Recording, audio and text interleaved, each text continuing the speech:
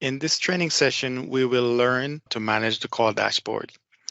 The call dashboard will be found here by navigating to Visit, Call Dashboard.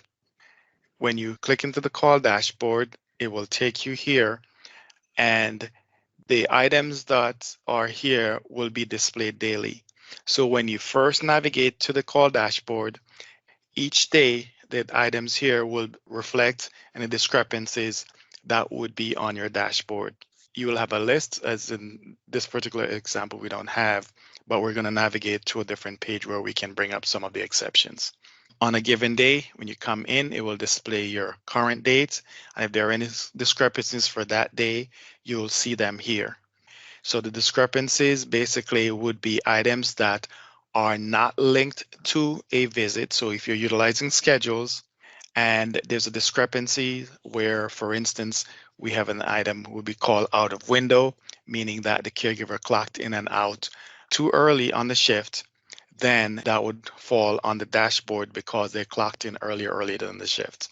On the dashboard itself, you have your filters here, where if you want to filter by coordinators, if you have multiple coordinators, you can always navigate and filter by that.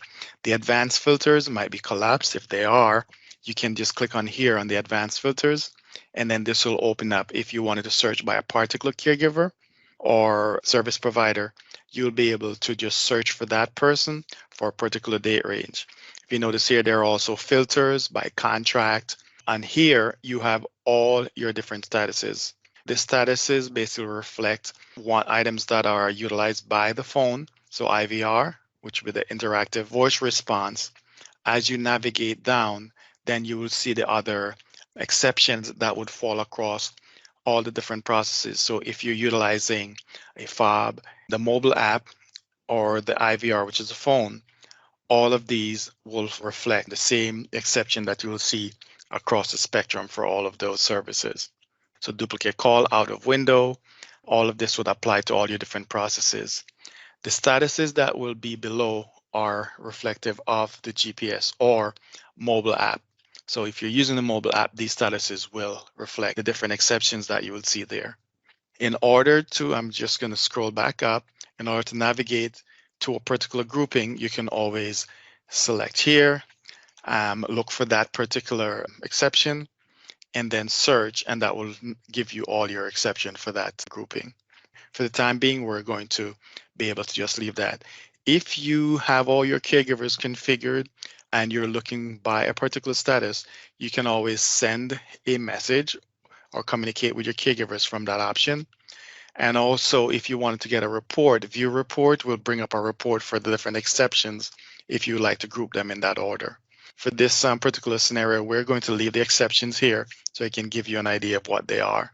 And actually, going back to the top, exceptions are there, but you also have a bucket, which we will go into shortly, that will reflect any schedules that the caregivers did not clock in, or in other words, if the calls are not linked, if you're utilizing schedules and they're not linked at the time that the schedules were done. For instance, you have an 8 o'clock schedule and the caregiver, and you are allowing a 15-minute window, the caregiver clocked in 45 minutes later, that visit is considered missed in and will appear here if there is no punch or clock into that visit. You also have a clock out, a missed out. So the visits that they did not clock out of, you will see in this grouping. And you'll also see a grouping for missed call, which is a combination. The visit log basically lists all your visits. If you want to see all your visits for a particular day, you can always do that, and I'll navigate to that shortly. Back to the call maintenance list. Ideally, this you would want to clean daily, multiple times throughout the day.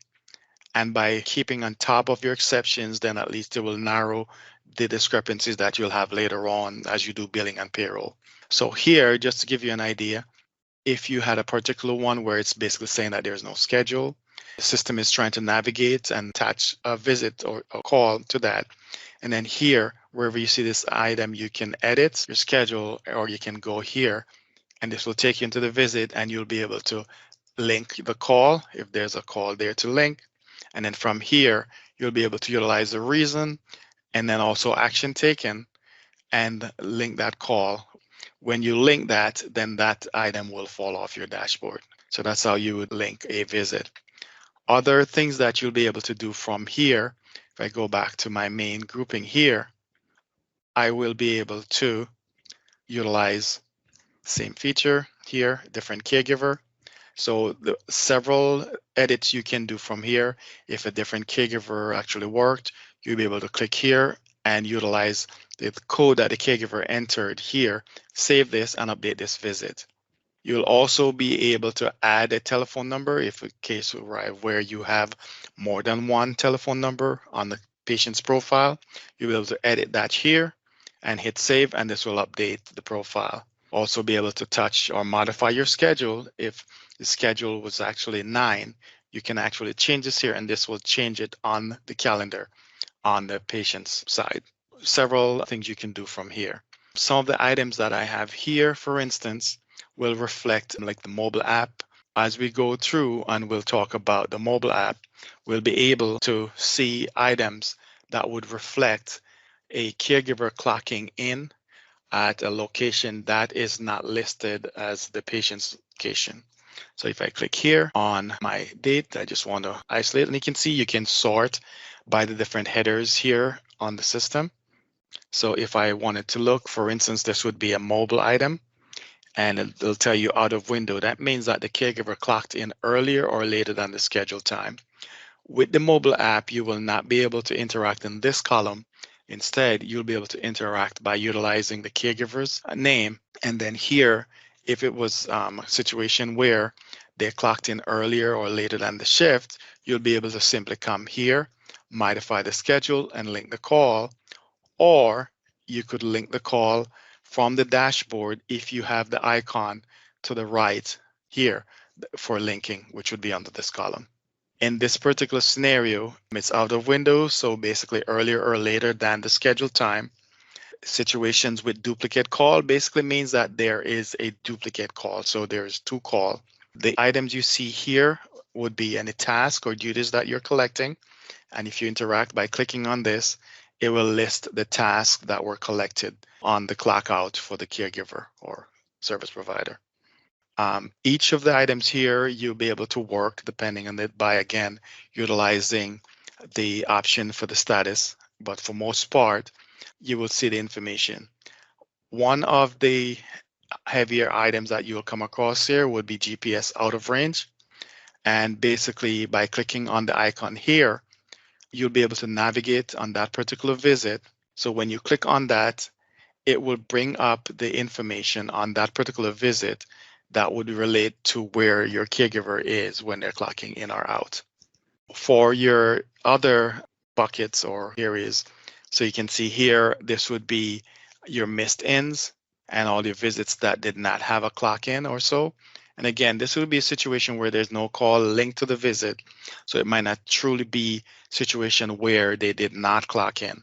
If you come here and you navigate, you'll be able to see by simply doing a find call. So action, you could come in, link, call. So if there's a call here, you would see it. In this particular case, this is truly an exception where the person did not clock in, and then you'll be able to communicate with them as to the reason why they did not clock in. The out, same situation, but they did not clock out, and you'd be able to see the list of visits below that would fall under that criteria as well. You would see all the items there, and the same for missed ins, which would be in and out. So you would just check to see if there was a call. The visit log itself, you could see all your schedules for a day. So by simply clicking on that, it will show you all your schedules, and it will always display the last call for the day first.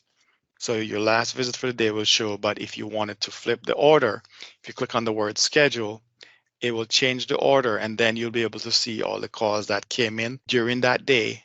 So you can use it for today if you want to see what was going on today, or you could go back to a previous day to see how overall the calls were done. On this particular area also, if you navigate to the bottom and bring this to the right, if you're capturing tasks or duties, you would be able to see the duties that were entered on the visit here at a glance. Very useful area that you can track things. The call log itself will just list all your calls that came in. If I just navigate there shortly, you can see by entering the telephone number for your patient or member, you'll be able to see any calls for a particular date range that came in and all the details of the calls and how they were done.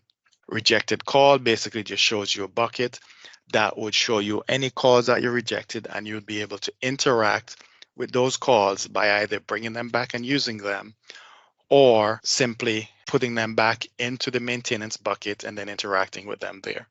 So that concludes the training on the call dashboard.